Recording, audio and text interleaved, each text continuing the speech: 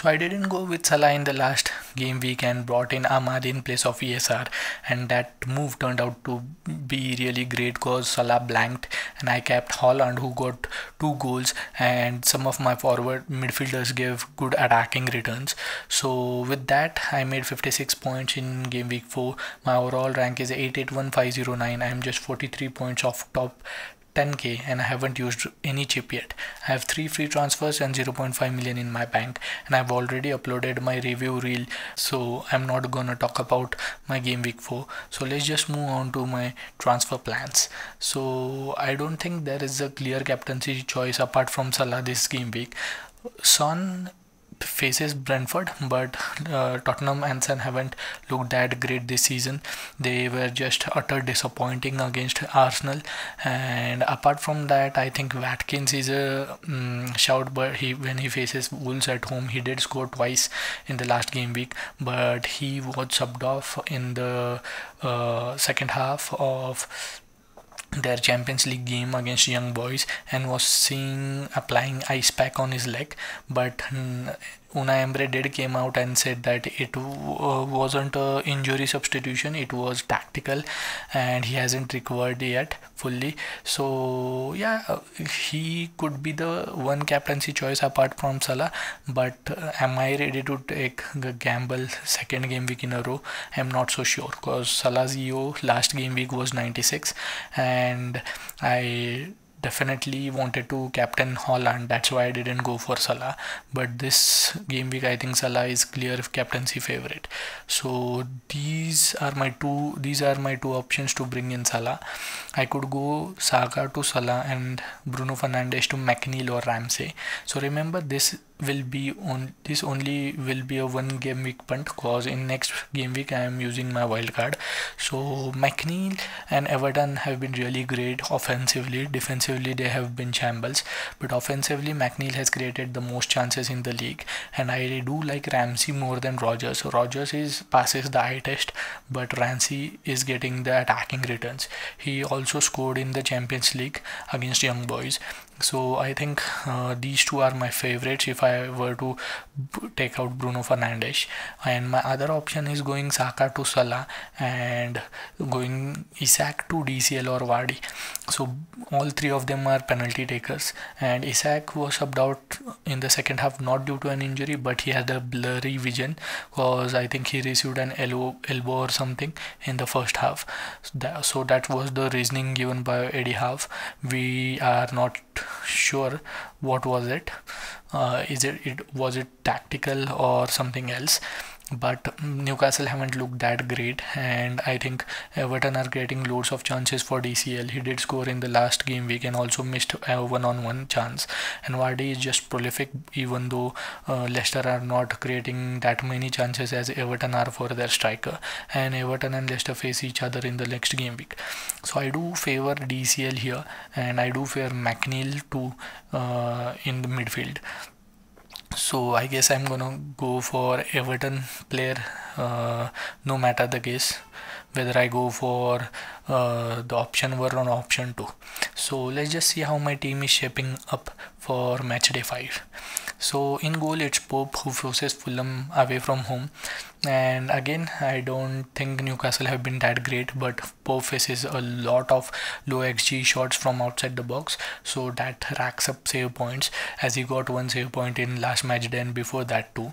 Then I have Trent Alexander-Arnold, who faces Bournemouth at home.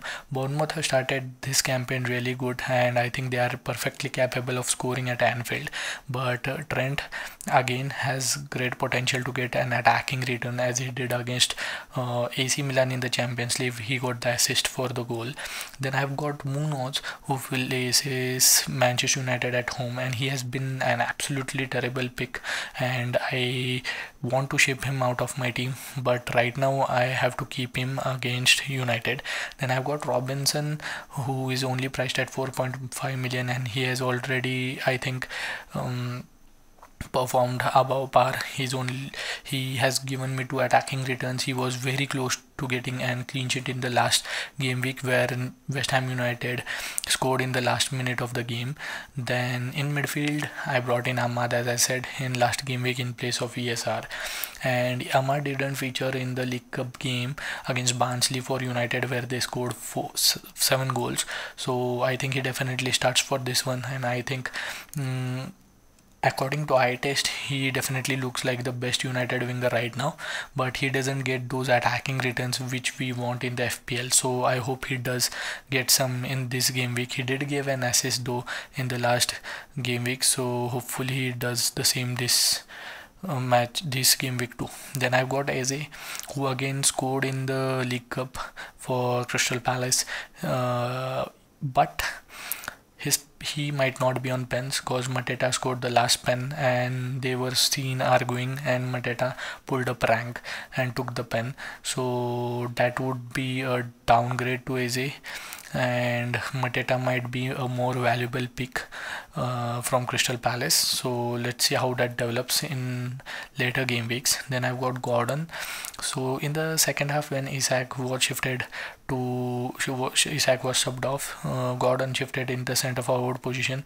I don't know how I feel about Gordon being a centre forward in that Newcastle team. He did really great for Everton in that role, but I'm not sure for how he does for Newcastle, and I don't think he will permanently play there, obviously, because they have got 2 strikers, Isak and Wilson. But 10-20 minutes at the end of the game, if he plays up front in against position based side, then it's definitely favorable. But yeah, he is facing Fulham away from home. Let's see how he does this game week. Then I've got Holland up front, who faces Arsenal, and I do think he gets an attacking return here. Let's see. I do want to watch him against Inter Milan first.